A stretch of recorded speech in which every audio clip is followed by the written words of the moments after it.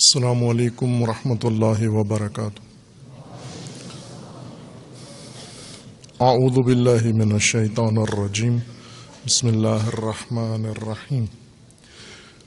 الحمد للہ والصلاة والسلام علی رسول اللہ وآلہ آل اللہ، واللعنۃ الدائمۃ علی اعدائہم اعداء اللہ من یوم عداوتہم الى یوم لقاء اللہ۔ عباد اللہ، اوصیکم ونفسی بتقوی اللہ، اتقوا اللہ فإن خیر الزاد التقوی۔ بندگان خدا، آپ سب کو اور اپنے نفس کو تقوی الہی کی وصیت کرتا ہوں، تقوی الہی کی نصیحت کرتا ہوں اور دعوت دیتا ہوں و تاکید کرتا ہوں کہ اپنی زندگی تقوی کے مطابق بسر کریں، تقوی کے زیر سایہ زندگی گزاریں، تقوی کی بنیاد پر نظام زندگی قائم کریں۔ حق تعالیٰ نے انسان کی زندگی کے تحفظ کے لیے حفاظتی تدبیر مقرر فرمائی ہے، جس کا عنوان تقوی قرار دیا ہے۔ انبیاء کرام، اوصیاء اعظام و علماء کی یہ ماموریت ہے کہ وہ انسانوں سے، ناس سے امت تشکیل دیں، امت با تقوی۔ تقوی کے ترویج کے لیے، تقوی کے قیام کے لیے اور انسان کی با تقوی تربیت کے لیے اللہ تعالیٰ نے آسمانی کتابیں نازل فرمائی ہیں، جن میں جامع ترین قرآن کریم ہے، اور قرآن کریم نے تقوی کے مختلف عوامل ذکر فرمائے ہیں، جہاں سے انسان، بے تقوی انسان کے اندر تقوی آ سکتا ہے۔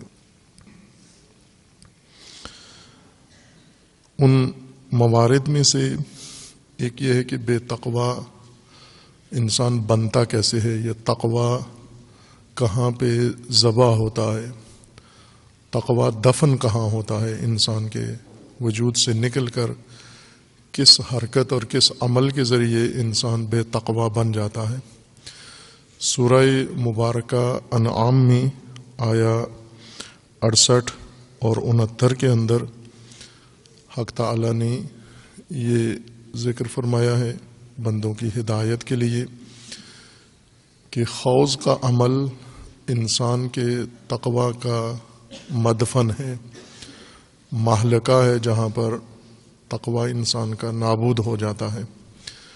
عمل خوض اگر خود انسان مرتکب ہو، مومن یا اہل خوض، غیر مومن اہل خوض یا فساق و فجار اہل خوض جب خوض میں مبتلا ہوں اور مومن ان کی محفل میں، ان کی نشست میں، ان کی گفتگو میں، ان کی جماعت میں، ان کے گروہ میں اور ان کے عمل میں شامل ہو جائے، کسی طریقے سے بھی، بلا واسطہ یا بالواسطہ، حضوری و شفاعی طور پر بالمقابل یا غیر حضوری طور پر، جس طرح سے آج کل عمل جاری ہے سوشل میڈیا یا انٹرنیٹ یا موبائل کے ذریعے سے خوض کرنا، ہر دو ایک ہی زمرے کے اندر ہیں۔ خوض ایک ایسا عمل ہے تباہ کن انسان کے لیے، جو انسان کی زندگی کو نابود کرتا ہے، تباہ کرتا ہے، انسان کی فرصتوں کو ختم کر دیتا ہے، نابود کر دیتا ہے، انسان کی صلاحیتوں کو مار دیتا ہے، اور دوسروں کے اندر جو بیماریاں ہیں، چھوتی، ذہنی اور قلبی اور نفسیاتی اور نفسانی، یہ بیماریاں انسان کو منتقل ہو جاتی ہیں، چونکہ اہل خوض در حقیقت ایک قلبی بیماری کے اندر مبتلا ہیں، اور جب مومن ان کے پاس بیٹھتا ہے، ان کی محفلیں جا کر اٹینڈ کرتا ہے اور اس کا حصہ بنتا ہے، وہی بیماری، وہی عیب، وہی جرم مومن کے اندر بھی منتقل ہو جاتا ہے۔ خوض پانی میں چلنے کو کہتے ہیں، بے مقصد پانی میں چلنا۔ عربوں کے ہاں صحرائی زمین میں پانی نہیں ہوتا، نہ آسمان سے برستا ہے، نہ زمین سے نکلتا ہے، نہ دریا ہیں، نہ چشمے ہیں۔ کبھی کبھار وہاں بارشیں ہوتی ہیں اور پانی اکٹھا ہو جاتا ہے، تو وہ اس پانی کے اندر داخل ہو کے تھوڑی دیر کے لیے تفریح کرتے ہیں۔ بے مقصد طور پر چلنا۔ کبھی کبھار انسان پانی میں اترتا ہے، مقصد ہوتا ہے، یا نہانا ہے، اس کو نظافت کرنی ہے، کپڑے دھونے ہیں، کھیت کو پانی دینا ہے، یا کوئی اور ایسا پانی کے اندر ہدف ہے، مقصد ہے انسان کا۔ لیکن بعض اوقات پانی کے اندر انسان جاتا ہے بے مقصد طور پر۔ اس بے مقصد پانی میں اترنے کو خوض کہتے ہیں عربی زبان میں۔ اس کا ترجمہ پنجابی اور اردو زبان میں موجود ہے، لیکن انسان کا پانی میں اترنا نہیں ہے، بلکہ پانی میں مدہانی چلانا۔ مدہانی وہ لکڑی ہے جس کے نیچے ایک چرخہ لگا ہوتا ہے، اور گھروں کے اندر پرانے طریقے سے دہی سے مکھن نکالنے کا جو طریقہ ہے، دودھ سے یا دہی سے اس کو بلوہتے ہیں، اس کے اندر چرخہ دار لکڑی ڈال کے، جسے مدہانی کہتے ہیں، اسے بلوتے ہیں، دودھ کو گھماتے ہیں، ہلاتے ہیں کافی دیر تک، پھر دودھ کی چربی علیحدہ ہو جاتی ہے اور دودھ کی چھاچھ علیحدہ ہو جاتی ہے، لسی۔ یہ قدیم طریقہ ہے، سب کا آزمودہ ہے۔ موجودہ کیمیکل کھانے والے انہیں نہیں پتہ مدہانی کیا ہوتی ہے، لسی کیا ہوتی ہے، چھاچھ کیا ہوتی ہے۔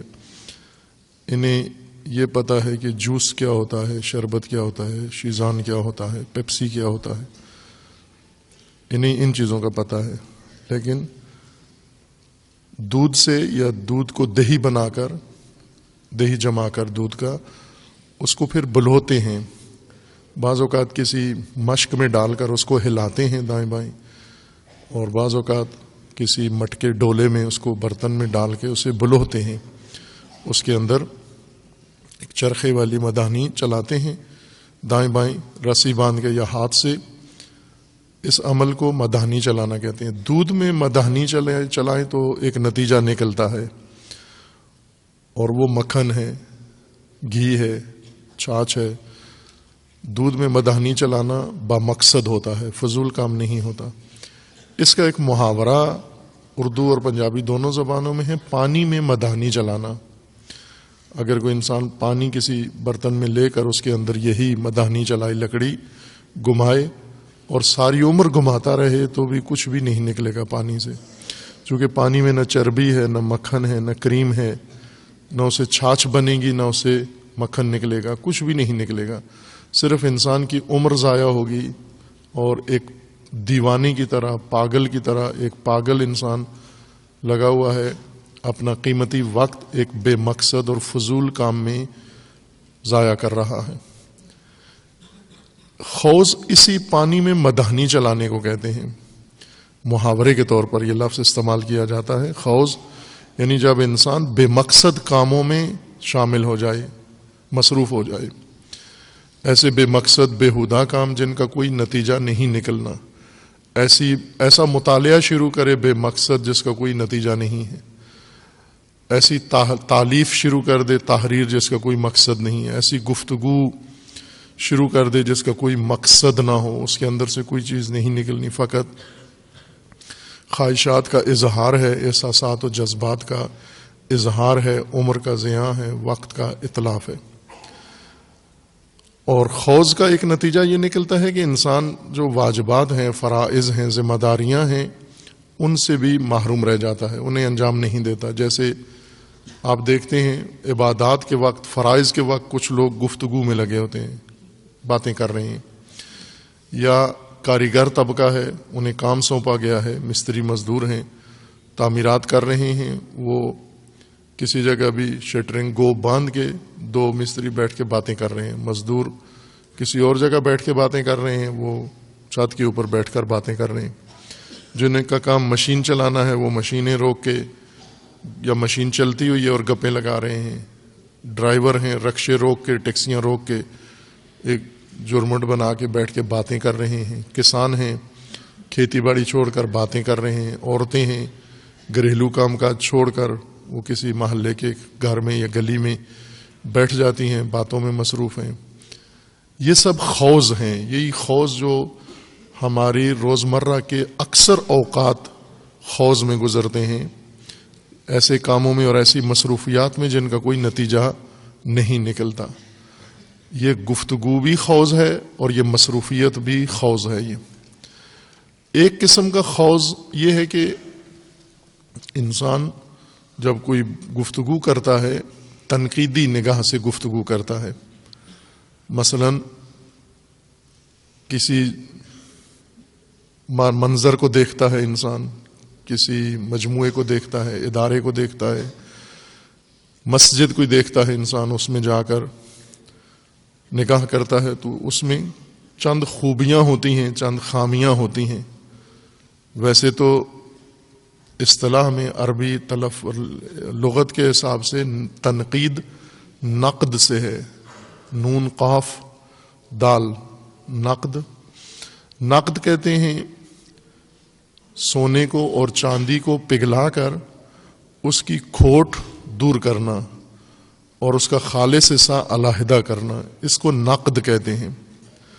نقدین سونے اور چاندی کے بنے ہوئے سکے، ان کا نام نقدین تھا، اب بھی ہے، فقہ میں ان کو نقدین کہتے ہیں، جن پر مثلا زکوٰۃ واجب ہے۔ نقدین سونے چاندی کے سکے، یہ سکے سونے کی ڈلیاں، سونے کے زیورات، سونے کی مختلف چیزوں کو پگھلا کر خالص سونے کے بنائے جاتے ہیں، اس لیے انہیں نقدین کہتے ہیں، یعنی تنقید کے عمل سے گزری ہوئی چیز جس میں سے کھوٹ اور ناخالصی علیحدہ ہو جائے۔ یہ اصل لفظ معنی ہے تنقید کا، کہ کسی چیز کو دیکھ کر اس میں سے ملاوٹ کو تشخیص دینا، کھوٹی چیز کو تشخیص دینا، خالص کو علیحدہ کرنا۔ لیکن جب اردو میں یہ لفظ منتقل ہوا ہے تو اس کا مطلب، تنقید کا مطلب عیب نکالنا، تہمت لگانا، بہتان باندھنا، جھوٹ بولنا، کسی چیز کی تنقیص کرنا، تحقیر کرنا، تذلیل کرنا، یہ اردو معانی ہیں اس کے۔ جیسی مزاج ہوتا ہے جیسا قوم کا یا لوگوں کا، ویسے ہی معانی بھی استعمال ہوتے ہیں۔ جیسے لعنت بد دعا ہے، رحمت کے مقابلے میں ہے۔ رحمت تربیت، رشد، ارتقاء، ترقی کا سامان پہنچانا رحمت کہلاتا ہے۔ لعنت وسائل ارتقاء لے لینا کسی سے، رشد و نشو و نما کے وسائل لے لینا کسی سے، یہ لعنت کہلاتا ہے۔ لیکن جب یہ ایسی قوم میں یہ لفظ منتقل ہو جاتا ہے جس کا لاڈ پیار بھی گالی سے ہوتا ہے، تو وہ لعنت کو گالی بنا دیتے ہیں، جبکہ قرآن کریم میں لعنت فعل خدا ہے، جس طرح رحمت فعل الہی ہے، لعنت بھی فعل خدا ہے۔ یعنی جو ترقی پذیر ہیں، ترقی طلب ہیں، ترقی خواہ ہیں، انہیں ارتقاء کے وسائل اللہ کی طرف سے میسر آتے ہیں، عطا کیے جاتے ہیں۔ یہ رحمت ہے اللہ تعالیٰ کی۔ اور جن سے لے لیا جائے، مثلا اگر کسی انسان سے صحت و تندرستی لے لی جائے، اگر کسی انسان سے علم کے مواقع لے لیے جائیں، داخلہ اس کا کسی تعلیمی ادارے سے ختم ہو جائے، کینسل ہو جائے، اس سے اچھی کتاب لے لی جائے، اس سے اچھا استاد لے لیا جائے، اچھا استاد چھوڑ کے چلا جائے اپنی کلاس کو، شاگردوں کو، یہ لعنت ہے، اس کو لعنت کہتے ہیں۔ ترقی کے وسائل لے لینا، کسی سے سلب کر لینا، لعنت ہے۔ لیکن اردو میں جب یہ لفظ آتا ہے گالی بن جاتا ہے، اور وہی جو رسم و رواج ہے یا مزاج ہے ہمارا، اس مزاج کا رنگ یہ لفظ یا معنی اختیار کر لیتا ہے۔ نقد برا بھلا کہنے کو نہیں کہتے، عیب اور بہتان کو نہیں کہتے، نقد کہتے ہیں کھرے اور کھوٹے کو پگھلا کر علیحدہ کر دینا۔ اسی طرح جب کسی نظریے کا جائزہ لیتے ہیں، تنقید کریں، یعنی اس کی خوبیاں بھی بیان کریں اور اس کے اندر موجود خامیاں بھی بیان کریں۔ کسی عمارت کا جائزہ لیتے ہیں، کسی نظام کا جائزہ لیتے ہیں، کسی شخصیت کا جائزہ لیتے ہیں، تو پہلے اس کی خوبیاں گنیں، پھر اس کے اندر موجود اگر کوئی خامی ہے اس خامی کو بھی ذکر کر دیا جائے کہ یہ اس کے اندر خامی پائی جاتی ہے، کمزوری پائی جاتی ہے. اسے تنقید کہتے ہیں. مثلا آپ بازار سے کوئی چیز خرید کے لائے ہیں تو اس کے بارے میں پورا جائزہ لیں، دیکھ کر پھر یہ کہیں کہ اس کی خوبیوں میں سے یہ خوبی ہے اور اس کی خامیوں میں سے یہ خامی ہے اس کے اندر. گاڑی خریدی ہے آپ نے تو اس کی خوبیاں بھی ہیں چند ایک اور اس کی خامیاں بھی ہیں چند ایک، اور یہ تنقید کہلاتی ہے عربی میں. خوض اردو تنقید کو بھی کہتے ہیں، اردو تنقید، عربی نہ. تنقید یعنی بیٹھ کر کسی مکتب، کسی نظریے، کسی مذہب، کسی مسلک کے اوپر کیچڑ اچھالنا، اس کے خلاف غلط تصویر پیش کرنا، اس کے اندر تحریف کرنا، یہ خوض ہے. آج جو مذہبی محافل مختلف مذاہب اور مسالک میں تشکیل دی جاتی ہیں اور ان کے اندر مثلا ہم اپنے ملک کے اندر موجود مسالک اور مذاہب کی مثال دیں، دنیا بھر میں ایسا ہی ہے، اپنی مثال دیں تاکہ مشہود بھی ہو، آنکھوں سے نظر بھی آئے اور تصدیق بھی کر سکیں ہم، اور یہ بھی پتہ ہو کہ ہم مذہب کے نام پر اور دین کے نام پر کس کام میں مصروف ہیں، عبادت سمجھ کر کیا غلط کام کر رہے ہوتے ہیں. کوئی مذہبی مجلس ہو رہی ہے کسی بھی مسلک کی، اس مسلک کا خطیب بیٹھ کر دوسرے مسلک پر حملے کر رہا ہوتا ہے. مثلا اگر بریلوی مسلک کی محفل ہے تو اس میں بیٹھ کر دیوبندی اہل حدیث شیعہ پر حملہ ہو رہا ہوگا. اہل حدیث مسلک کی مجلس ہے، اس میں بیٹھ کر دیوبندی بریلوی شیعہ پر حملہ ہو رہا ہوگا. دیوبندی مسلک کی مجلس ہے، اس میں اہل حدیث بریلوی شیعہ پر حملہ ہو رہا ہوگا. شیعہ مجلس ہو رہی ہے، اس میں دیوبندی بریلوی اہل حدیث پر حملہ ہو رہا ہوگا، اور اس کو دینی محفل کا نام دیا جاتا ہے. یہ ایک عبادت ہے یا تبلیغ ہے یا کوئی بھی نام اس کو اچھا سا دے دیتے ہیں، جبکہ یہی عمل خوض ہے، اسی کو خوض کہتے ہیں. اگر آپ تنقید کرتے ہیں پہلے اس مسلک کی اچھائیاں بیان کریں، خوبیاں بیان کریں. اللہ تعالیٰ نے محض شر زمین پہ نہیں بنایا، یہ حکماء اور فلاسفہ کی قطعی رائے ہے، مبرہن ہے، دلیل قطعی اس بات پر قائم ہے کہ شر محض وجود میں نہیں آ سکتا. کوئی چیز بھی ایسی ہو جو محض شر ہو، جس کے اندر کوئی اچھائی، کوئی خیر، کوئی خوبی نہ ہو، ایسی چیز کا وجود ممنوع ہے، محال ہے، ممتنع ہے. نہ اللہ تعالیٰ نے بنائی ہے اور نہ وہ بن سکتی ہے، قیامت تک نہیں بنے گی ایسی چیز جس میں محض شر ہو. نسبی شر ہے. نسبی شر کا مطلب یہ ہوتا ہے کہ اس کے اندر زیادہ پہلو اچھائی کا ہوتا ہے، اس کے اندر ایک مغلوب پہلو یا کمزور پہلو برائی کا بھی موجود ہوتا ہے. یہ چیز جائز ہے، یہ وجود میں آ سکتی ہے اس خیر کثیر کی بنیاد پر. لیکن جب مذاہب ایک دوسرے کا جائزہ لیتے ہیں، شر محض کر کے پیش کرتے ہیں.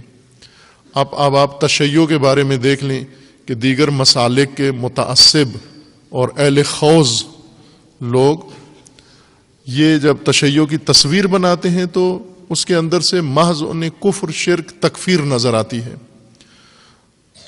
اگر وہ اہل خوض نہ ہوں، اہل علم ہوں، تو انہیں حقیقت نظر آئے گی کہ ہر مسلک کے اندر گمراہ لوگ بھی ہوتے ہیں، ہر مسلک کے اندر درست سوچنے والے بھی ہوتے ہیں، صحیح، ان میں تفریق نہیں کرتے. کوئی ایک نمونہ دیکھ کر یا اپنی طرف سے ہی اس پورے مسلک کو متہم کر دیتے ہیں. یہ تکفیریت کی بنیاد یہی ہے. اہل خوض نے یہ کام کیا ہے کہ کسی دوسرے مذہب پر جا کر کیچڑ اچھالنا. جیسے پانی میں جب چلتے ہیں، خوض کا ایک لازمہ یہ ہے کہ جب بے مقصد طور پر پانی میں کھیلنے والے تفریح کے لیے پانی میں اترتے ہیں تو ایک دوسرے پر پانی پھینکتے ہیں.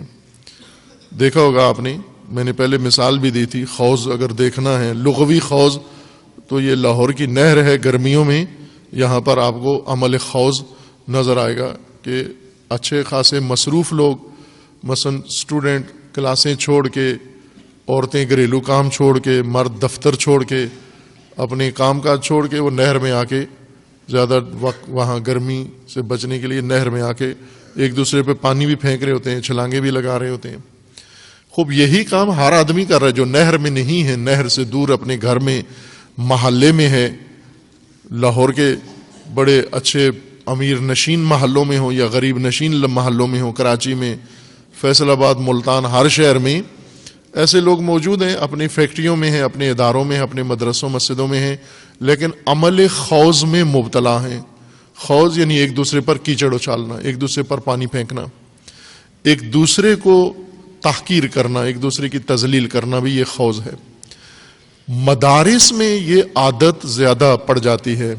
مدرسے کی جو مشغولیت ہے دینی مدارس کی، ہر تعلیمی ادارہ ایک خاص طرح کی آفت کا شکار ہے. ابھی حالات حاضرہ کی گفتگو میں بھی تعلیمی اداروں کے متعلق کچھ عرائض پیش کروں گا آپ کی خدمت میں، آج کے موضوع میں ہے.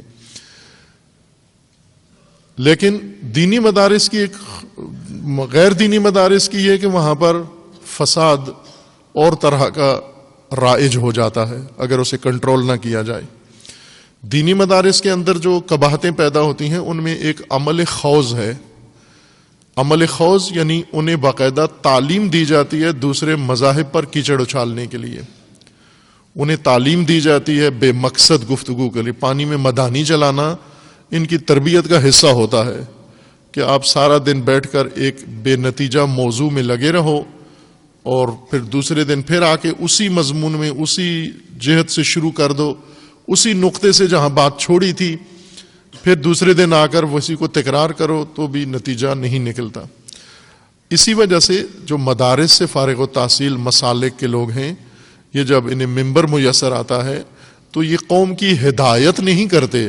آپ باقاعدہ کسی بھی خطیب کے، کسی بھی مسلک سے تعلق رکھنے والے خطیب کی گفتگو کو لے کے جائزہ لیں کہ اس نے کتنے منٹ ہدایت کی باتیں کی ہیں، کتنے منٹ لوگوں کو آگاہ کیا ہے، کتنے منٹ اس کے قرآن کی تفسیر یا حدیث بیان ہوئی ہے، لوگوں کو رہنمائی کتنی منٹ کی ہے، اور دوسروں پر کیچڑ کتنے منٹ اچھالا ہے، کردار کشی کس کی کتنی کی ہے، شخصیت کشی کتنی کی ہے، مذہب کے اوپر کیچڑ کتنا اچھالا ہے، مذہب دوسرے مذہب سے متنفر کتنا کیا ہے.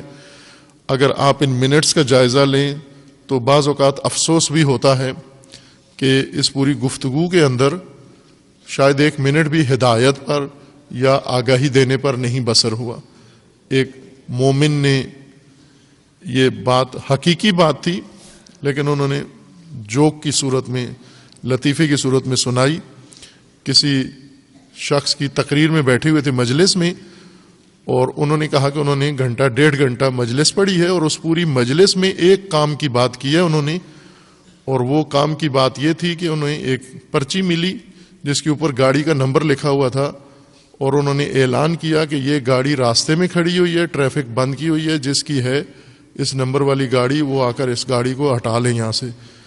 اس مومن کے بقول کہ پوری مجلس میں یہ ایک جملہ کام کا تھا، باقی ساری گفتگو وہ اینٹ شینٹ تھے ادھر ادھر کی، بس وہ لوگوں کا بھی ٹائم پاس ہو رہا تھا، مولانا کا بھی ٹائم پاس ہو رہا تھا. اگر ہم دقیقاً جائزہ لیں تو یہ فرصتیں، یہ مواقع جو ہمیں میسر آتے ہیں اہل مدرسہ کو، یہ خوض میں گزر جاتے ہیں، عشر خوض میں گزر جاتے ہیں، خمس خوض میں گزر جاتے ہیں. محرم سفر کا پورا جو مدت ہے یہ سارا دورانیہ خوض میں گزر جاتا ہے. واقعاً اگر ایک سال ہی خوض مجالس سے رک جائے اور ہدایت ہو، ایک محرم سفر ایک سال کا کافی ہے موجودہ نسل کی پرورش اور تربیت کے لیے. لاکھوں کی تعداد میں مجالس برپا ہوتی ہیں، لاکھوں کی تعداد میں عزاداری کا اہتمام ہوتا ہے اور اس کے اوپر کھربوں روپیہ خرچ ہوتا ہے.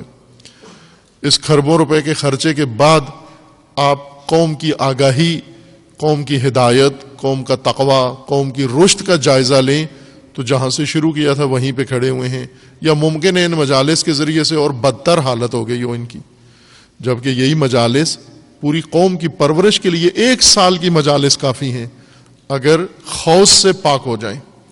تعلیمی اداروں میں بیٹھے ہوئی ایک اکثریت ناکام ہو جاتے ہیں کیوں ناکام ہوتے ہیں؟ چونکہ خوض میں ساری عمر بسر کر دیتے ہیں۔ آپ ایسے بہت سارے عالم جانتے ہیں، پڑھے لکھے حضرات، خواہ وہ دینی تعلیم یافتہ ہوں یا دانشگاہی تعلیم یافتہ ہوں، دنیاوی تعلیم یافتہ ہوں، یہ اگر خوض ترک کر دیں یہ بہت اچھے آثار خلق کر سکتے ہیں، کتابیں اچھی لکھ سکتے ہیں، مختلف بچوں کی رہنمائی کے لیے، خواتین کی رہنمائی کے لیے، جوانوں کے لیے، نوجوانوں کے لیے بہت سارے شبہات دور کر سکتے ہیں یہ علماء۔ اگر خوض چھوڑ کر مطالعہ شروع کر دیں، تحقیق شروع کر دیں، ضرورتیں قوم و ملک کی پوری کرنا شروع کر دیں یہ تعلیم یافتہ طبقہ، تو آپ ایک تو خود ان کا وقت قیمتی کام میں آئے گا، اور دوسرا ان کے ذریعے سے نسل حاضر، نسل جوان کی پرورش ہو جائے گی۔ اگر خوض کا عمل ترک کر دیں، ہم ارادہ کریں، سوچیں، سنجیدگی اختیار کریں کہ قرآن جس گناہ کی طرف ہمیں متوجہ کر رہا ہے کہ اس سے تقوی نابود ہو جاتا ہے خوض سے، اور اہل خوض کو تقوی کی طرف لانے کے لیے اس آیت کے اندر دو باتیں ہیں، ایک با تقوی لوگ خوض میں نہ پڑیں، اجتناب کریں، پرہیز کریں، اور دوسرا بے تقوی اہل خوض کو تقوی کی طرف لانے کے لیے انہیں تذکر دیں۔ تذکر تقوی کا بڑا اہم عامل ہے، اور خوض تقوی کی نابودی کا سب سے بڑا ذریعہ اور سبب ہے، جسے ان دو آیات کے اندر اللہ تعالیٰ نے پیش کیا ہے۔ وَإِذَا رَأَيْتَ الَّذِينَ يَخُوضُونَ فِي آیَاتِنَا، رسول اللہ صلی اللہ علیہ وآلہ وسلم کو خطاب ہے کہ جب آپ دیکھیں لوگوں کو خوض میں مبتلا کرتے ہوئے تو آپ فَأَعْرِضْ عَنْهُمْ، آپ ان سے اعراض کریں، دوری اختیار کریں، اہل خوض سے ان کا حصہ نہ بنیں۔ اور پھر یہ فرمایا کہ حتی یخوضوا فی حدیث غیرہ، جب وہ دین کے اوپر آیات خدا میں تنقید چھوڑ کر کسی اور موضوع میں جب تک نہیں آتے، دین خدا پہ جب کیچڑ اچھال رہے ہیں اور تنقید کر رہے ہیں اور عیب نکال رہے ہیں، اس وقت تک ان کے قریب مت بیٹھو۔ یہی مجالس جن میں کفر و شرک و ہر چیز ارتکاب ہوتی ہے اور مومن ثواب سمجھ کے کفر و شرک سن رہا ہوتا ہے، یہ خوض کی سب سے بڑی مثال ہے، ان سے دوری اختیار کرو۔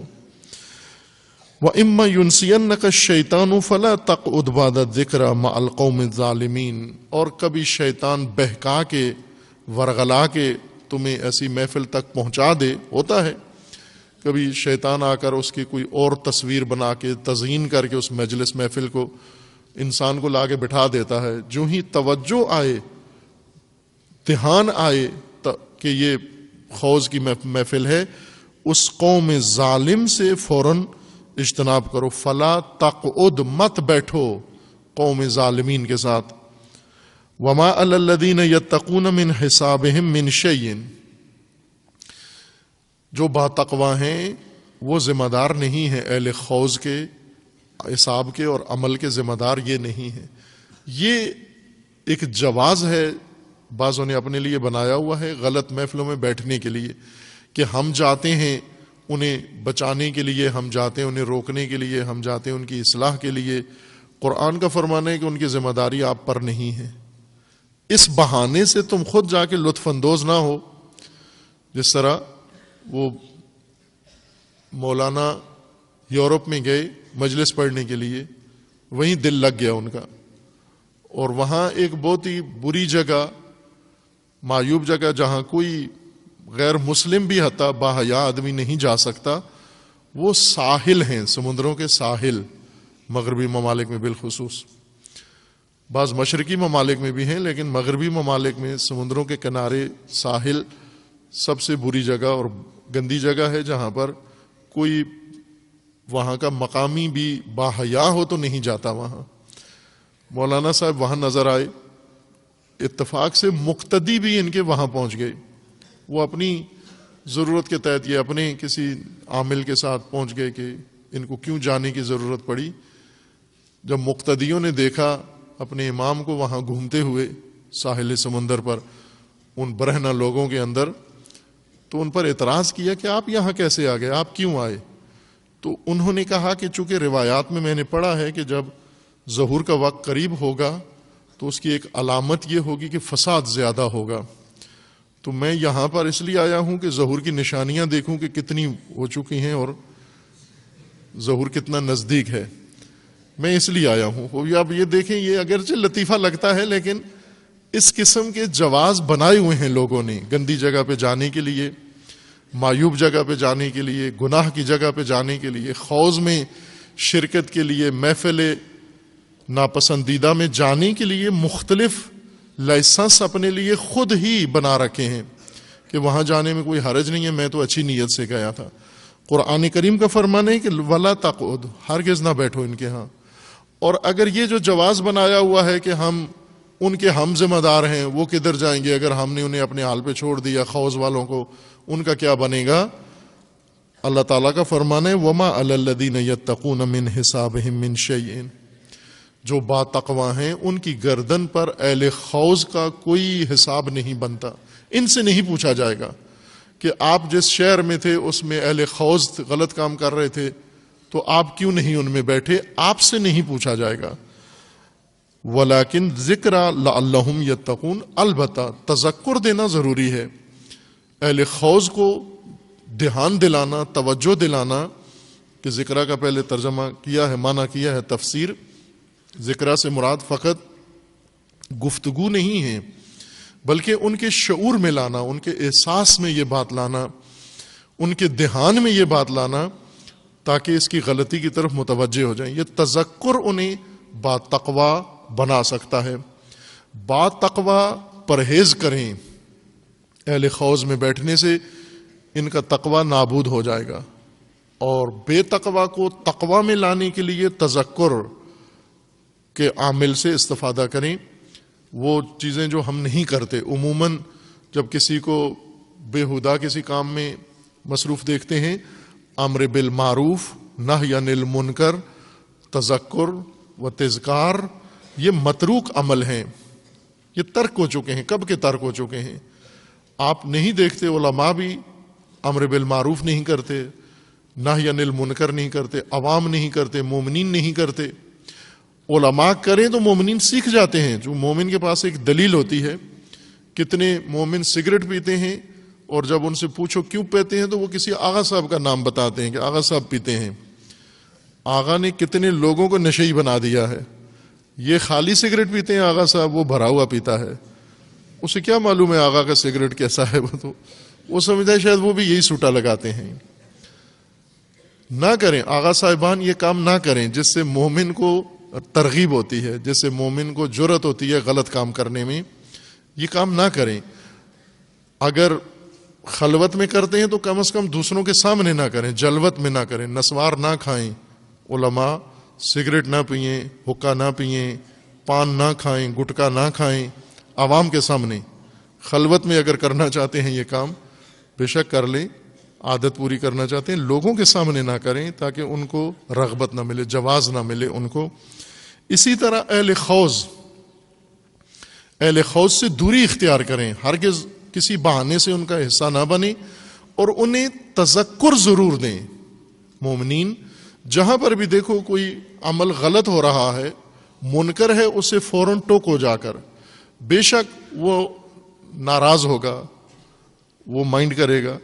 ہم اس لیے ہم امر بالمعروف نہیں کرتے کہ لوگ ناراض ہوتے ہیں. خوب امر بالمعروف ہے ہی ناراض کرنے کے لیے، نہی عن المنکر ہے ہی لوگوں کو ناراض کرنے کے لیے.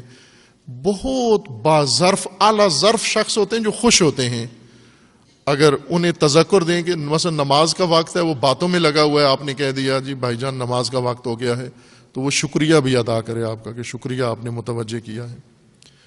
ایسے اعلیٰ ظرف بہت کم ہوتے ہیں. عموماً لوگ کم ظرف ہیں اور کم ظرف ہمیشہ اچھی بات پہ غلط رد عمل دکھاتا ہے. ناگواری اس کو ہونے دیں.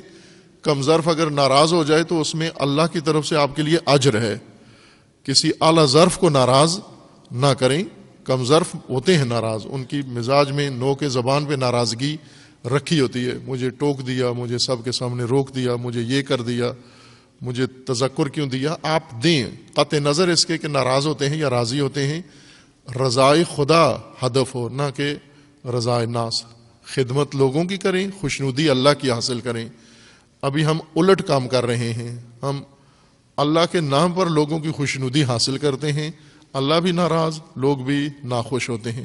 انشاءاللہ اللہ تعالی ہم سب کو، تمام مومنین کو، تمام مسلمین کو زیرور تقوی سے آراستہ ہونے کی توفیق عطا فرمائے انشاءاللہ۔ اعوذ باللہ من الشیطان الرجیم، بسم اللہ الرحمن الرحیم، انا اعطیناک الکوثر فصل لربک وانحر ان شانئک هو الابتر۔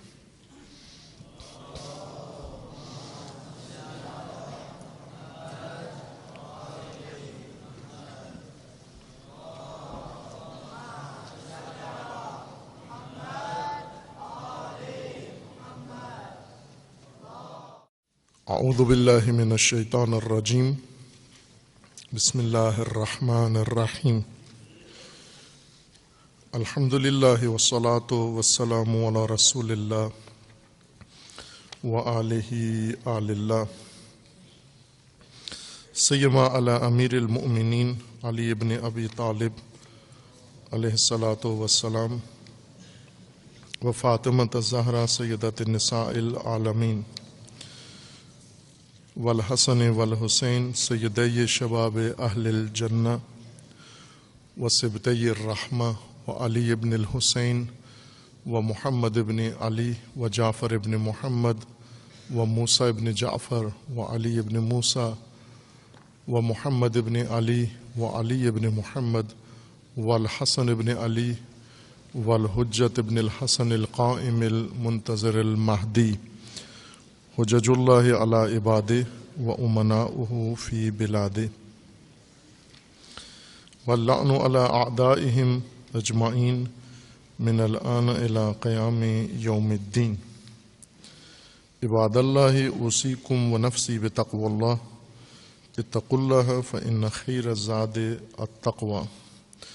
بندگان خدا، آپ سب کو اور اپنے نفس کو تقوی الہی کی وصیت کرتا ہوں، تقوی الہی کی نصیحت کرتا ہوں، تقوی الہی کی جانب دعوت دیتا ہوں اور تاکید کرتا ہوں کہ اپنی زندگی تقوی کے مطابق بسر کریں، تقوی کے حصار میں زندگی گزاریں، تقوی کی بنیاد پر نظام زندگی قائم کریں، تقوی کے زیر سایہ زندگی بسر کریں۔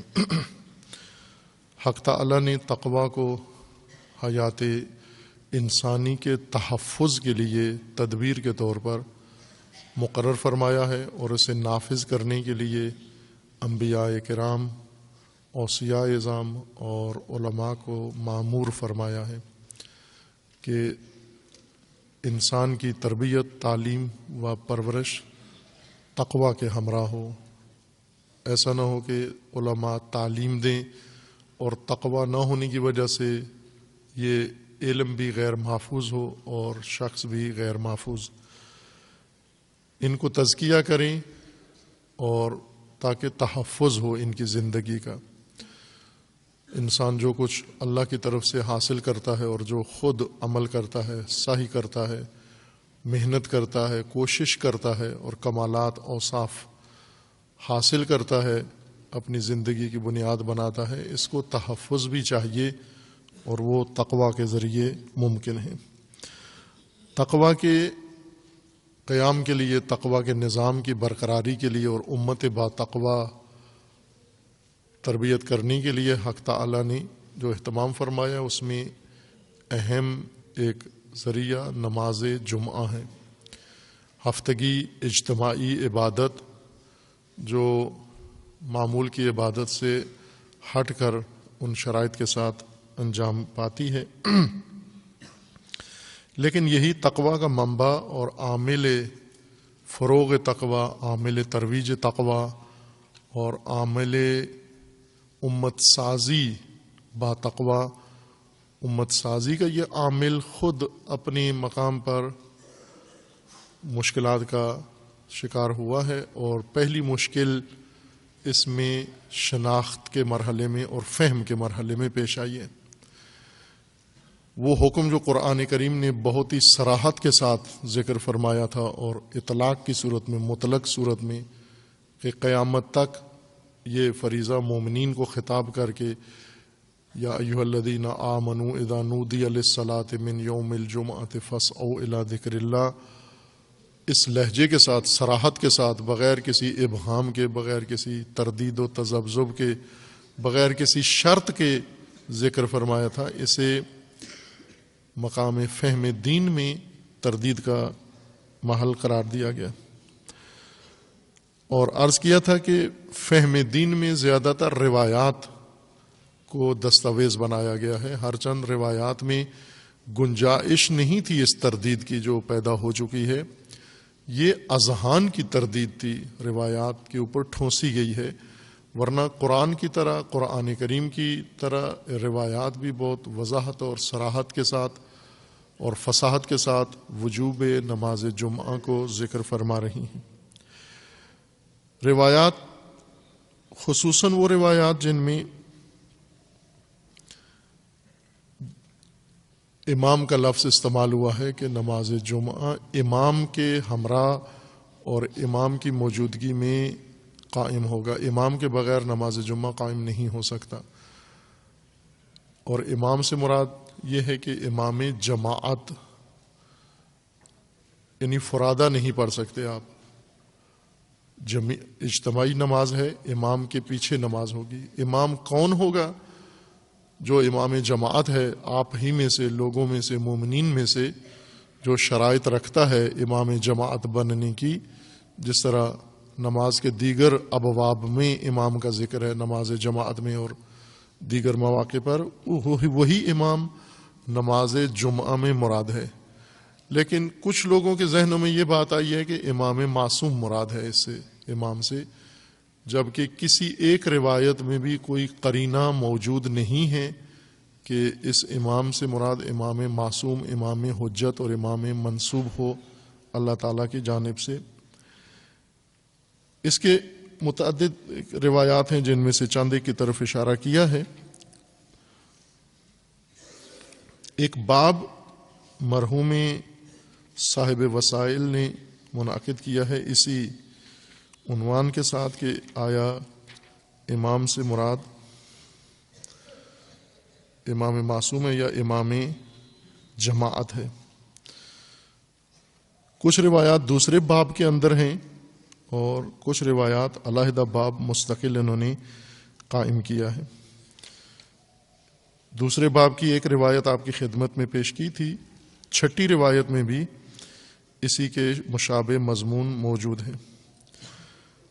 چھٹی روایت دوسرے باب کی وسائل الشیعہ ابواب صلاۃ الجمعہ میں، یہ روایت ہے محمد ابن الحسن باسنادہ عن الحسین ابن سعید عن فضالہ عن ابان ابن عثمان عن الفضل ابن عبد الملک قال سمعت ابا عبد اللہ علیہ السلام یقول اذا كان قوم في قرية صلوا الجمعہ 4 رکعات، اگر کسی قریہ میں مومنین موجود ہوں، ایک قوم موجود ہو، تو وہ جمعہ کے دن 4 رکعات نماز پڑھیں گے، جمعہ کے دن 4 رکعات نماز، صلو الجمعہ 4 رکعات، نماز جمعہ 4 رکعات پڑھیں گے۔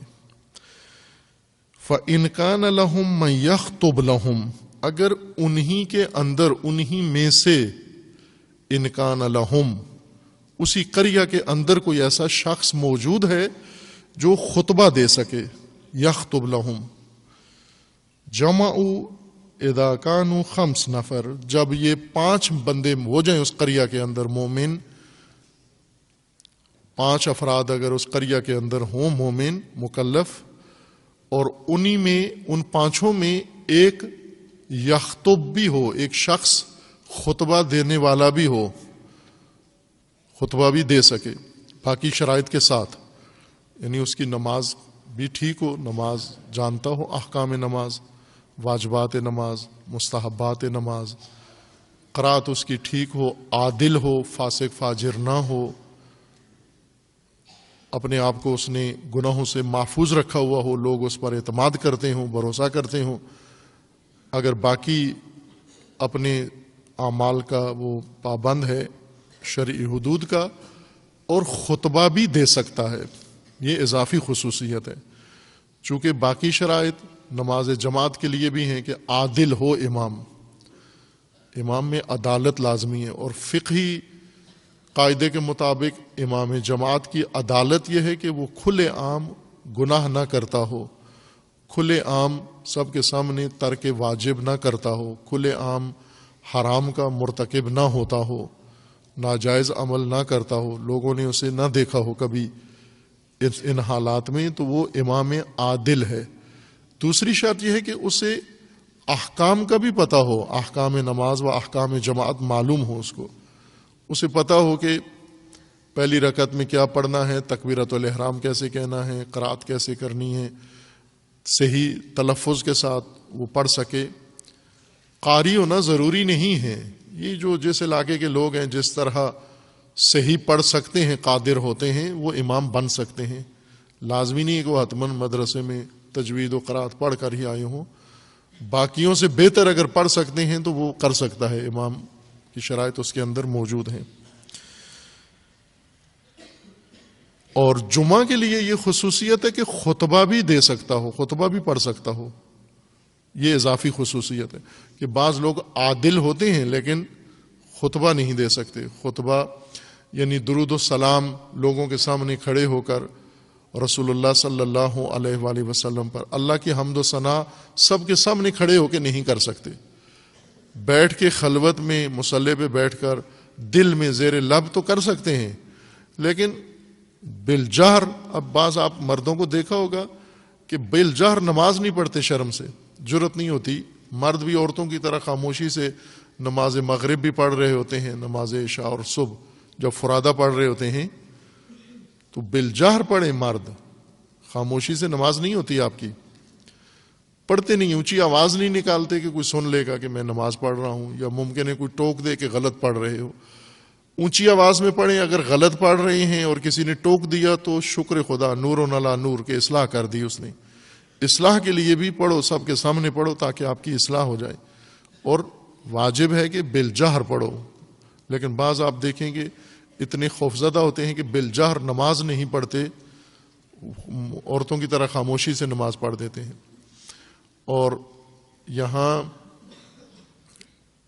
بعض مسالک کے اندر شاید میں نے دیکھا نہیں ہے، تحقیق نہیں ہے، لیکن لوگوں کے عمل سے لگتا ہے کہ فقہی طور پر انہیں یہ تعلیم دی گئی ہے کہ دل میں پڑھتے ہیں قرات، ذکر نماز دل میں پڑھتے ہیں۔ مثلا بہت سارے نمازی دیکھے جاتے ہیں مسجدوں میں بالکل لب بند ہیں ان کے، ہل نہیں رہے ہیں اور نماز پڑھ رہے ہیں، اور لب نہیں ہل رہے، بدن ہل رہا ہے، اس طرح یوں نماز پڑھ رہے ہیں۔ بدن نہیں ہلاؤ، بدن ثابت رکھو، نماز میں بدن کا ثابت ہونا طمانینہ ضروری ہے، بالکل بدن ٹھہرا ہوا ہو، ہلے نہیں، دائیں بائیں نہ ہلے۔ بعض نماز پڑھتے ہیں کبھی بوجھ اپنا وہ پاؤں پنجوں پہ لے جاتے ہیں، کبھی ایڑی پہ، کبھی اس طرح، یہ یہاں بھی دیکھا ہے، طلبہ بھی یہ کام کرتے ہیں۔ بدن بالکل ثابت ہو، ستون کی طرح ہلے نہیں، آپ کا لب ہلانے ہیں۔ نماز اخفاتیہ میں اس طرح پڑھو، بسم اللہ الرحمن الرحیم الحمدللہ رب العالمین، یہ اخفاتی نماز ہے۔ اور بالجہر میں بہت اونچی آواز نہ نکالو کہ ساتھی بھی ڈسٹرب ہو جائے آپ کا یا باقی لوگ، لیکن اتنی پڑھو کہ آپ کو خود سنائی دے بالجہر آواز میں، بسم اللہ الرحمن الرحیم الحمدللہ رب العالمین۔ یہ بالجہر نماز کا طریقہ ہے۔ کوئی مرد بھی بالجہر نمازوں کو 3 نمازیں بالجہر پڑھنی ہیں، ان کی 2 رکعت میں حمد و قرات، سورہ مغرب، عشاء اور صبح، یہ خاموشی سے نہ پڑھیں۔ میں یہ عرض کر رہا تھا کہ مومنین جو نماز پڑھنے آتے ہیں وہ اتنے ڈر رہے ہوتے ہیں کہ قرات بھی اونچی آواز میں نہیں کرتے، جو واجب ہے۔ خطبہ دینا تو بہت دور کی بات ہے۔ ایک مولانا صاحب کو لوگوں نے اصرار کیا، وہ اتفاقاً پہنچ گئے، جس ذاکر نے یا خطیب نے مجلس پڑھنا تھی وہ نہیں آئے، اور ایک شریف مولانا وہاں بیٹھے ہوئے تھے، انہیں زندگی بھر انہوں نے کبھی مجلس پڑھی نہیں تھی، انہوں نے مومنین نے اصرار کر کے ان کو بٹھا دیا کہ خطیب کے آنے تک، اصل ذاکر کے آنے تک آپ ذرا مجلس پڑھیں۔ وہ کرسی پہ بیٹھتے ہی بے ہوش ہو گئے وہاں پر۔ ابھی بہت بڑی شخصیت ہے، عالمی شہرت ہے ان کی، یہ کرسی پر ہی بیٹھے ہوئے بے ہوش ہو گئے۔ پھر مومنین اٹھا کر انہیں اسپتال لے کے گئے، وہاں جا کے ڈاکٹر مشکل سے ہوش میں لایا. امام یخطب, خطبہ دینے والا امام, گنگا امام نہ, خطبہ دینے والا, گویا امام, ناطق امام. نماز جمعہ کو ناطق امام کی ضرورت ہے, امام خطیب کی ضرورت ہے, امام یخطب کی ضرورت ہے. اس میں ہے کہ جب قریہ کے اندر 5 مومن جمع ہو جائیں اور ان کے اندر فَإِنْ كَانَ لَهُمْ مَنْ يَخْطُبْ لَهُمْ جَمَعُوا, جب 5 بندے جمع ہو جائیں اور امام یخطب, امام خطبہ خاں بھی موجود ہو, اس وقت وہ نماز جمعہ پڑھیں گے. وَإِنَّمَا, خوب پھر آپ نے تو فرمایا, امام نے فرمایا تھا 4 رکعت پڑھیں گے, تو 4 رکعتیں کہاں جائیں گی؟ امام نے فرمایا وَإِنَّمَا جُعِلَتْ رَكْعَتَيْنِ لِمَكَانِ الْخُطْبَتَيْنِ, 2 رکعت جمعہ پڑھیں گے, 2 رکعت خطبے ہو جائیں گے, 2 رکعت کی جگہ 2 خطبے ہو جائیں گے, تو یہ مجموعی 4 رکعتیں ہی ہو جائیں گی اگر امام یخطب ہے ان کے اندر 5 آدمیوں میں. اور اگر امام یخطب نہیں ہے تو پھر یہ 4 رکعتیں ہی پڑھیں گے, چونکہ امام نہیں ہے ان کے پاس, امام یخطب نہیں ہے. یعنی ایسا امام جو قرات کر سکے, صحیح جماعت پڑھا سکے اور خطبہ دے سکے. جماعت کا امام آسانی سے مل جاتا ہے, خطبے والا امام مشکل ہو سکتا ہے. یعنی ائمہ کے دور میں مشکل تھا ظاہراً, اس وقت امام جھجکتے تھے, علماء یا عوام مومنین امام بننے سے جھجکتے تھے. آج کل تو باقاعدہ کارڈ چھپوائے ہوئے ہیں امامت کے انہوں نے کہ کہیں بھی امام ضروری ہو تو ہمیں کھڑا کر دیں آگے. یعنی وہ قدریں ختم ہو گئی ہیں. یہ اقدار میں سے تھا کہ کوئی جرت نہیں کرتا تھا کہ اپنے آپ کو نماز میں آگے کر دے یا اپنے آپ کو لوگوں کی مرجعیت کے لیے آگے کر دے. مرجع بننا ایک بہت ہی علماء کے لیے سخت کام تھا. اعلیٰ اجتہاد کے درجے پر فائز ہو جاتے تھے لیکن مرجعیت کے لیے اپنا نام نہیں پیش کرتے تھے, اجتناب کرتے تھے, چونکہ مرجعیت میں ایک قسم کا دنیا کا پہلو آ جاتا ہے, دنیا داری آ جاتی ہے. اس وجہ سے وہ اس سے پرہیز کرتے تھے. جبراً کھینچ کے ان کو آگے کہا جاتا تھا کہ کوئی اور نہیں ہے تو وہ پیش کر دیتے تھے. ابھی اس وقت اعلان ہوا ہے کہ 4000 سے زیادہ توضیح المسائل کم کے اندر لکھی ہوئی پڑی ہوئی ہیں, پرنٹ ہونا باقی ہیں. شاید یہ بزرگوں کے انتظار میں ہیں کہ یہ بزرگ دنیا سے رحلت کریں. اللہ تعالیٰ سب کو محفوظ رکھے انشاءاللہ. شاید چونکہ ان کے شاگرد ہیں یہ 4000 جنہوں نے توضیح المسائل لکھ کے رکھی ہوئی ہیں. کیوں اتنی توضیح المسائل کی کیا ضرورت ہے؟ ایک وقت میں ایک مرجع تقلید کافی ہے پورے تشیع کے لیے. تعدد مراجع, اجتہاد, مجتہدین لاکھوں ہوں بہتر, لاکھوں بھی کم ہیں, ملینز کی تعداد میں ہونے چاہیے, ہر قوم میں ہونے چاہیے, ہر ملک کے اندر ہونے چاہیے, ہر فرقے کے اندر, ہر قریے کے اندر مجتہد ہونا چاہیے. لیکن مرجع تقلید ایک ہونا چاہیے. یہ قانونی بات ہے, اصولی بات ہے. لیکن اس وقت جو اشتہا ہے مرجعیت کی کہ ہر ایک نے پہلے ہی رسالہ ریڈی میڈ لے کے رکھا ہوا ہے توضیح المسائل, کہ جب وقت آئے گا تو چونکہ اس وقت پریس میں رش بھی ہو جاتا ہے اور پھر پہلے جس کی توضیح المسائل جہاں پہنچ جاتی ہے, فرض کریں یہاں پنجاب میں جس کے توضیح المسائل پہلے پہنچائی لوگ اسی کے مقلد ہو جائیں گے, دوسرے کو مہلت ہی نہیں. جو جب وہ آئے گا اپنے توضیح المسائل لے کر یہ کہیں گے جی ہم تو پہلے سے بیعت کر چکے ہیں. نہیں پیش کرتے تھے لوگ. امامت جماعت کے لیے احتراز کرتے تھے, نہیں پیش کرتے تھے کیونکہ اپنے آپ کو اس قابل نہیں سمجھتے تھے, قابل ہوتے ہوئے انکساری کرتے تھے اور مرجعیت کے لیے پیش نہیں کرتے تھے. ابھی وہ قدریں چونکہ کم ہو گئی ہیں لہذا ہمیں پوری صف لگی نظر آتی ہے. ائمہ اطہار کے زمانے میں خوب لوگ خطبہ دینے سے ڈرتے تھے کہ کہیں ہم سے کوئی غلطی نہ ہو جائے, کوئی اشتباہ نہ ہو جائے. اشتہا نہیں تھی, شہوت نہیں تھی ان کاموں کی کہ ہم اپنے آپ کو لوگوں کے آگے پیشوا بنا کر پیش کریں. اس لیے فرمایا کہ یا واجد الشرائط ہونے کی وجہ سے مسئلہ ہوتا تھا کہ چونکہ قریہ ہے, گاؤں ہے, دیہات ہے, بدو ہیں, کوچ نشین لوگ ہیں, وہاں عالم یا نماز صحیح پڑھنے والا شاید نہ ہو, یا پھر وہ اپنے تقوی و زہد کی وجہ سے اپنے آپ کو پیش نہیں کرتے تھے امامت کے لیے. اس لیے امام علیہ السلام فرما رہے ہیں کہ ان کان لہم من یخطب, اگر خطیب امام میسر آئے تو یہ 5 آدمی حتماً نماز جمعہ قائم کریں.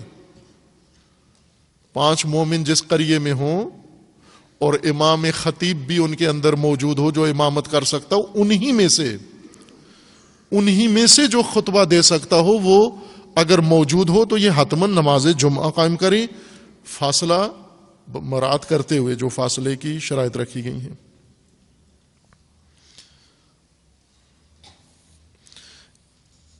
تعداد کے لحاظ سے بھی ہے، اور یہ حدیث ہفتم اس میں ہے کہ امام جعفر صادق علیہ السلام سے ہے، قال یجمع القوم یوم الجمعہ اذا کانوا خمس فما زادوا، جب بھی کسی جگہ پر 5 مومن شرعی فاصلے کے بعد، شرعی فاصلہ رکھنے کے بعد 5 مومن جہاں بھی ہوں، مقامی مسافر نہ ہوں، مقامی مومن ہوں مقیم، اور ان میں امام خطیب بھی موجود ہو تو وہ جمعہ قائم کریں۔ یجمع القوم یوم الجمعہ اذا کانوا خمس فما زادوا فإن كانوا اقل من 5 فلا جمعۃ لهم، اگر 5 کی نفری پوری نہیں ہوئی، کورم پورا نہیں ہوا، پھر یہ نماز ظہر پڑھیں گے جماعت کے ساتھ یا فرادہ، لیکن جمعہ نہیں پڑھ سکتے۔ والجمعۃ واجبۃ، حدیث ہفتم امام صادق علیہ السلام کی باب دوم کی، والجمعۃ واجبۃ علی کل احد، نماز جمعہ ہر ایک پر واجب ہے، علی کل احد۔ آگے استثناء ہے کہ وہ حدیث انہوں نے بعد میں ذکر کی ہے یا پہلے بھی ذکر ہو چکی ہے اس کی۔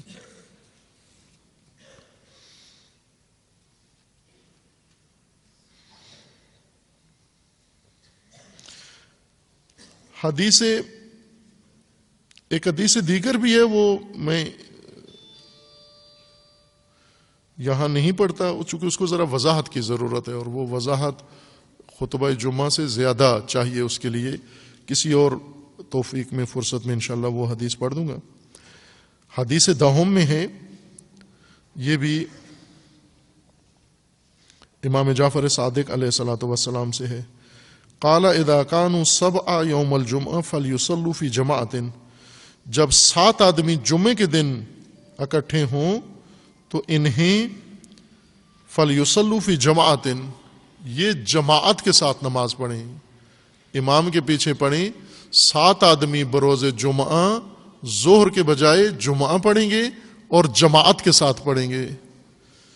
الی ان قال ولیقعد قعدۃ بین الخطبتین، اور امام کو 2 خطبوں کے درمیان ایک مختصر قعود بھی کرنا ہوگا، ایک ہی نشست میں یا ایک ہی اس میں دونوں خطبے نہیں پڑھ دینے، بلکہ بیچ میں تھوڑا وقفہ کرے، امام بیٹھ جائے اور پھر اٹھ کے کھڑا ہو کے مختصر، اتنا زیادہ وقفہ نہ ہو کہ عرفاً خارج ہو جائے خطبے کی حالت سے۔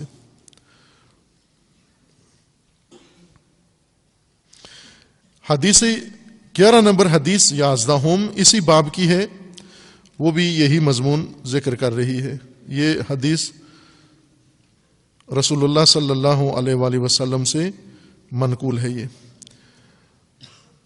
عن النبی صلی اللہ علیہ وسلم فی الجمعہ قال اذا اجتمع 5 احدهم الامام فلہم ان یجمعوا، جب بھی 5 آدمی کہیں کسی آبادی میں اکٹھے ہوں اور ان میں ایک امام ہو تو وہ جمعہ پڑھیں۔ اب ظاہر ہے کہ جہاں 5 آدمی اکٹھے ہوں جمعہ پڑھیں، اتنے امام معصوم کہاں سے لائیں گے؟ لاکھوں، مثلا ہر گاؤں میں 5 آدمی نماز جمعہ پڑھیں اور ایک امام ہو، امام معصوم تو مراد نہیں ہے، امام جماعت مراد ہے، امام خطبہ خان، امام خطیب مراد ہے یہاں پر، کہ اس کی موجودگی میں آپ نے نماز جمعہ پڑھنا ہے اور امام نے خطبہ بھی دینا ہے اور امام نے قرأت بھی کرنی ہے۔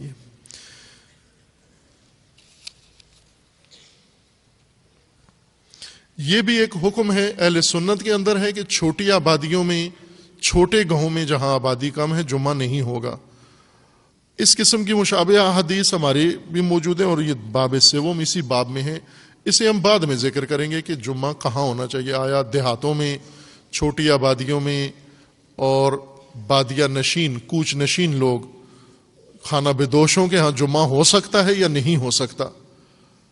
شرعی طور پر کہاں ہو سکتا ہے، کہاں نہیں ہو سکتا؟ آیا کچھ ایسی استثناء ہیں کہ جہاں پر 5 یا 7 آدمی یا زیادہ 100 آدمی بھی جمع ہوں، لیکن چونکہ آبادی کم ہے وہاں پر اور قریہ ہے یا خانہ بدوش لوگ ہیں وہاں پر اس حکم کو بعد میں انشاءاللہ ذکر کریں گے ہم.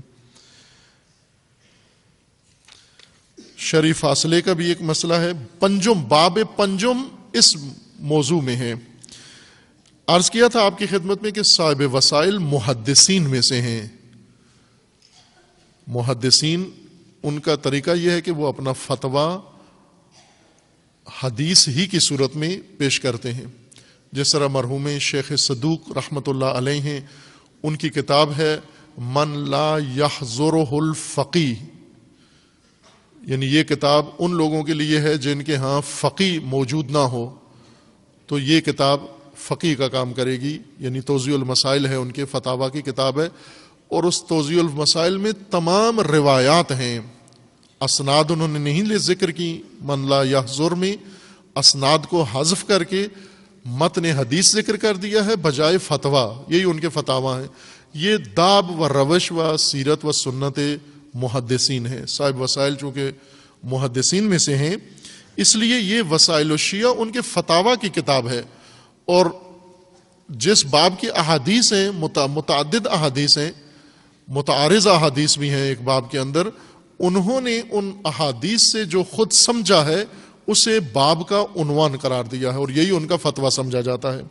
باب پنجم میں ہے باب عدم اشتراط وجوب الجمعہ. وجوب نماز جمعہ میں شرط نہیں ہے. باب عدم وجوب الجمعہ بحضور السلطان العادل او من نصبہ. سلطان اور حاکم کا نماز جمعہ میں ہونا، نماز جمعہ مشروط نہیں ہے. سلطان حاکم کے حضور سے کہ نماز جمعہ میں حاضر ہو. ووجوبها مع وجود امام عدل یحسن الخطبتین وعدم الخوف. نماز جمعہ کی ایک ہی شرط ہے کہ ایسا امام ہو جو خطبہ پڑھ سکتا اور خوف نہ ہو، اس کے اندر ڈرپوک نہ ہو. بے خوف امام ہو اور خطبہ دے سکتا ہو باقی شرائط امامت کے ساتھ جو جماعت کی ہیں. یہ اگر اس کے اندر تین چیزیں پائی جاتی ہیں، نماز جماعت والی امامت، نماز جماعت کی ساری شرائط اس کے اندر ہیں. امام جمعہ کے لیے دو شرطیں اور ہیں امام جماعت کے علاوہ، ایک خطبہ دے سکتا ہو، دوسرا خوف زدہ نہ ہو، ڈرپوک نہ ہو، خائف نہ ہو، وہ جمعہ قائم کر سکتا ہے. یعنی امام حاکم، امام سلطان، امام معصوم کے ساتھ مشروط نہیں ہے نماز جمعہ. یہ صاحب وسائل کا فتویٰ ہے جو انہوں نے روایات سے اخذ کیا ہے. وہ روایات بھی بعد میں ساری انہوں نے بیان کر دی ہیں. اس میں متعدد روایات ہیں، یہ انشاءاللہ بعد میں آپ کی خدمت میں پیش کر دیں گے. اصل قرآن کریم کی روح سے نماز جمعہ واجب ہے. روایات بھی قرآن کریم کے مضمون کے موافق پڑھی ہیں آپ کی خدمت میں. روایات نبوی بھی ہیں اور روایات ائمہ اطہار علیہ السلام سے ہیں جن میں صراحت ہے کہ نماز جمعہ واجب ہے، واجب تعینی ہے، نہ تخیری. بعض روایات میں امام کا ذکر آیا ہے کہ نماز جمعہ ہر صورت میں امام کے ہمراہ ہوگا، اور امام سے مراد بعضوں نے امام معصوم لیا ہے. یہاں پر روایات میں عرض کیا کہ روایت کے اندر قرینہ موجود ہے کہ امام خطیب مراد ہے، نہ امام معصوم. اور صاحب وسائل نے باقاعدہ ایک باب منعقد کیا ہے کہ نماز جمعہ مشروط نہیں ہے حاکم کے حضور کے ساتھ بھی اور امام معصوم کے وجود کے ساتھ بھی مشروط نہیں ہے، بلکہ امام جماعت اور امام خطیب اور امام بے خوف اگر موجود ہو اس وقت نماز جمعہ قائم کیا جا سکتا ہے. انشاءاللہ خداوند تبارک و تعالی ہمیں اس عبادت کو احسن طریقے سے انجام دینے کی توفیق عطا فرمائے انشاءاللہ. اعوذ باللہ من الشیطان الرجیم، بسم اللہ الرحمن الرحیم. انا اعطیناک الکوثر فصل لربک وانحر ان شانئک هو الابتر.